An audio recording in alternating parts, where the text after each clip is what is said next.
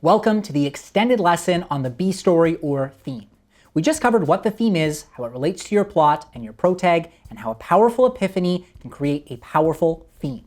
And now we're going to cover why the theme exists, how to weave it seamlessly into your story, and an incredible trick to supercharging your theme. Then we'll look at an in-depth breakdown of 1942's Casablanca. Let's start by talking about why the theme exists. This is actually something we started to cover in another extended lesson, and it's so important we're going to flesh it out more now. When we talk about why stories exist, we explain that the A story is the action that helps captivate an audience and helps them remember your story, while the B story is the lesson you're trying to teach. Well, the theme is that lesson. It's the core of your story, or the medicine in the peanut butter in our dog metaphor. This is crucial because this is the whole reason behind storytelling.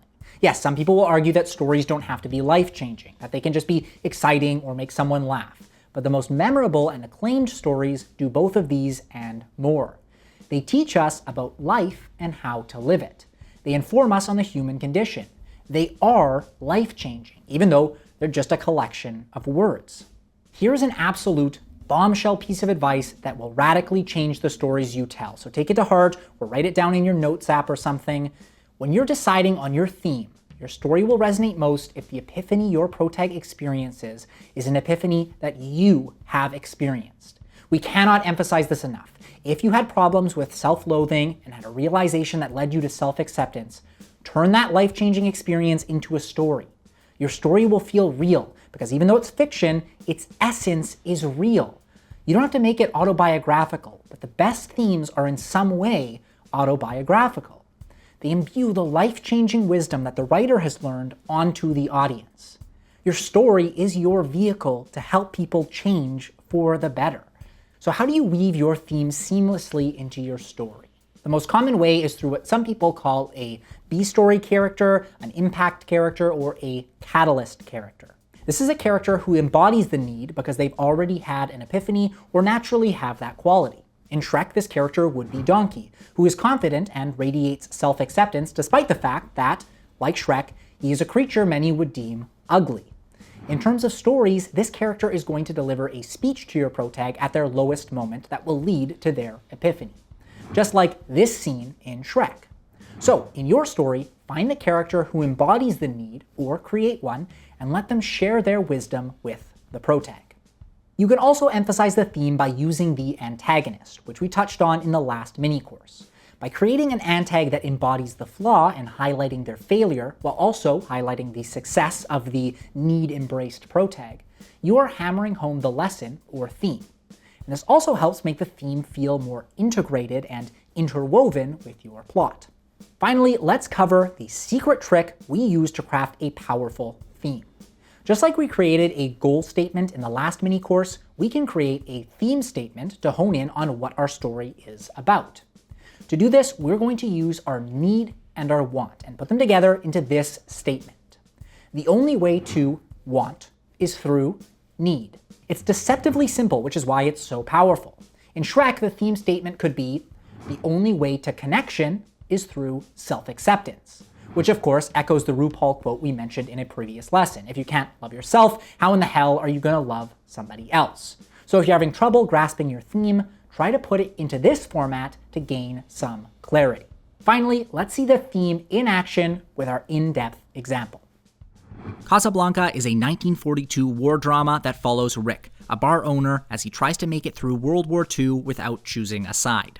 However, when his lost love re-enters his life, Rick undergoes a great internal change that highlights the strong theme of this classic story. To start, we covered how the theme is the lesson or moral of the story, what the story is really about.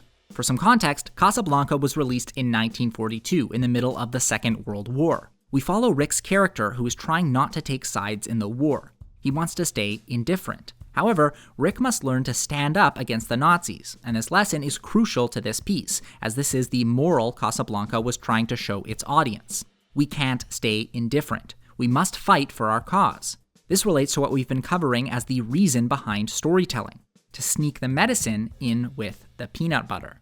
In Casablanca, our protag is Rick. His flaw is indifference. This is clearly stated in his famous line, "I stick my neck out for nobody." However, Rick's need is the opposite: compassion or passion. He used to fight for causes, and he needs to regain that passion. We also have a great moment that highlights Rick's flaw and his need for change when Ugadi rushes to Rick and asks for help. Instead of helping, Rick refuses, highlighting his flaw of indifference. We even get this flaw laid out when Captain Renault says Rick is completely neutral about everything. How much more indifferent can you get?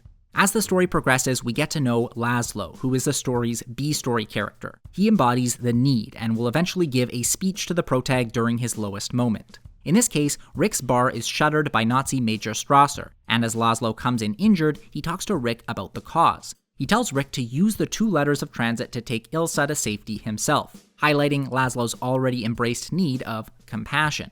This speech will ultimately inspire Rick's epiphany, which he has shortly after. We mentioned you can highlight the theme by showing an antag who embodies the flaw. In this case, Strasser is the main antag, and he doesn't embody indifference since he has full pro-Nazi mentality. However, secondary antag Renault, who yes, in the end ends up being a good guy but is bad for most of the movie, highlights the flaw very well. Renault insists on being neutral with everyone, and this leads him to being stepped all over by Major Strasser. Through Renault, we see the harm indifference can cause, and the theme of standing up for a cause is emphasized even more. If you're looking to understand how theme can be woven into a story, Casablanca's borderline propaganda is a perfect example of a story with an overt and clear theme. That covers our in-depth example on theme.